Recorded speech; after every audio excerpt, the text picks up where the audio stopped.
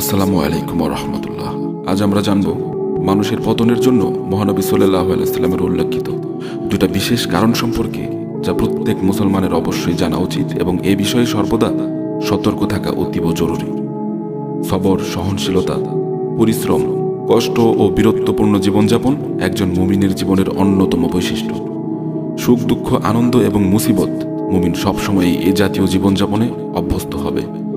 একজন মুমিন মুসলমান কখনোই আরামপ্রিয়, পরিশ্রম বিমুখ, কোমলতা প্রিয়, অলস, সর্বদা সুখ প্রত্যাশী, অমনোযোগী ও দুনিয়া পূজারী হতে পারে না। এজন্যই রাসূল সাল্লাল্লাহু আলাইহি ওয়াসাল্লাম তার প্রিয় সাহাবী মুয়াজ ইবনে জাবাল রাদিয়াল্লাহু তাআলা আনহুকে ইয়েমেনের গভর্নর হিসেবে পাঠানোর সময় এই মর্মে তাকে নসিহত করেছিলেন যে, হে মিয়াজ, তুমি সর্বদা আরামপ্রিয়তা হতে বিরত থাকবে, কেননা আল্লাহর বান্দারা আরামপ্রিয় হন না। ইমাম আবু দাউদ রাহমাতুল্লাহি আলাইহি তার বিখ্যাত গ্রন্থ আবু দাউদে হযরত আবু উমামা রাদিয়াল্লাহু তাআলা আনহু এর বর্ণনায় উল্লেখ করেন, সাদাসিধে জীবনযাপনকে ইমানের নিদর্শন বলেছেন বিশ্বনবী সাল্লাল্লাহু আলাইহি ওয়াসাল্লাম।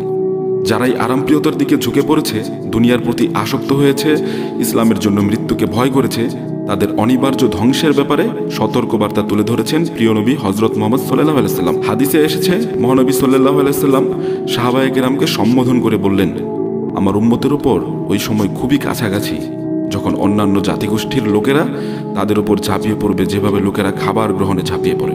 তখন এক সাহাবী জিজ্ঞেস করলেন, হে রাসূলুল্লাহ, আমাদের সংখ্যা কি এতই কম হবে যে আমাদের ধ্বংসের জন্য অন্যান্য জাতিগোষ্ঠীর লোকেরা একত্রিত হয়ে ঝাঁপিয়ে পড়বে? রাসূল সাল্লাল্লাহু আলাইহি ওয়াসাল্লাম বললেন, না, তোমরা সংখ্যায় কম হবে না, বরং সে সময় তোমাদের সংখ্যায় অনেক বেশি হবে, কিন্তু তোমরা বন্যায় ভাসমান খড়কুটার মতো হালকা হবে।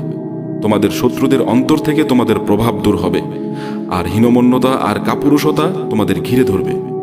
একজন সাহাবী জানতে চাইলেন, ইয়া রাসূলুল্লাহ, কেন এই হীনমন্যতা আসবে? তখন প্রিয় নবী সাল্লাল্লাহু আলাইহি ওয়াসাল্লাম বললেন, এই দুইটা কারণে, যে ওই সময় দুনিয়ার প্রতি তোমাদের ভালোবাসা বেড়ে যাবে এবং মৃত্যুকে ভয় করতে থাকবে। এখন বাস্তবে দেখা যাচ্ছে যে মুসলমানদের মধ্যে এই দুইটা বিষয় লক্ষণীয় হারে বেড়ে চলেছে এবং পরকালের তুলনায় দুনিয়ার জীবনকেই বেশি প্রাধান্য দিচ্ছে মানুষ।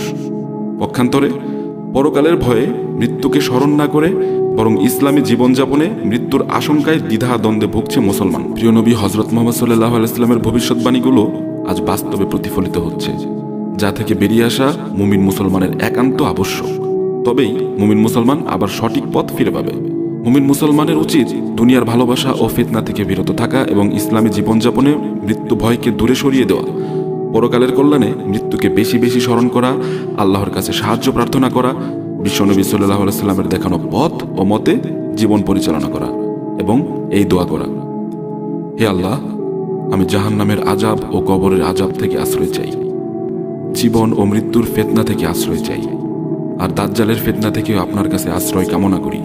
মহান আল্লাহ তাআলা মুসলিম উম্মাহকে দুনিয়ার প্রতি আসক্তি তথা ভালোবাসা থেকে হেফাজত করুন এবং পরকালের জবাবদিহিতার জন্য ইসলামের বিধিবিধান মেনে সর্বদা তার পথে চলার তৌফিক দান করুন। এরকম ভিডিও আরও পেতে চাইলে সাবস্ক্রাইব করে বেল আইকনটি প্রেস করে রাখবেন। আল্লাহ।